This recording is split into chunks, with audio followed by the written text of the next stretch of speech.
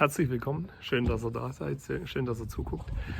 Ich wollte euch mal wieder ein Update geben, was so alles bei uns, vor allem jetzt auch diese Woche, passiert ist.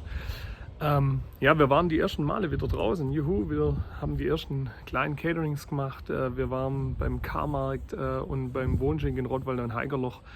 Und wir freuen uns, dass wir endlich wieder raus dürfen. Wir sind natürlich unterwegs. Wir gucken, dass wir mit unseren Dosen online-mäßig und so, dass es da Neuigkeiten bald wieder gibt und dass wir da ein bisschen was erzählen können.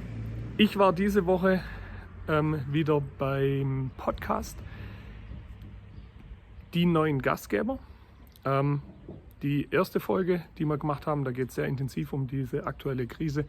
Die könnt ihr euch hier nochmal anhören. Und ich war diese Woche im Radio, im SWR 1, ich glaube am Dienstag oder sowas war das. Und ich habe es leider nicht gehört. Wer es von euch gehört hat, darf mir gerne ein Feedback geben. Ich habe keine Ahnung, ob es gut war. Allerdings, und das ist das Schöne, wir haben daraufhin ein paar Bestellungen gekriegt. Also es war vermutlich nicht ganz scheiße. Da bin ich froh drum.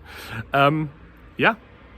Lasst ein Like da, schaut euch unsere Videos an, kommentiert. Wenn ihr Fragen habt, gerne stellen. Ich gehe gerne drauf ein und wir sehen uns nächste Woche. Ciao, tschüss, ein schönes Wochenende.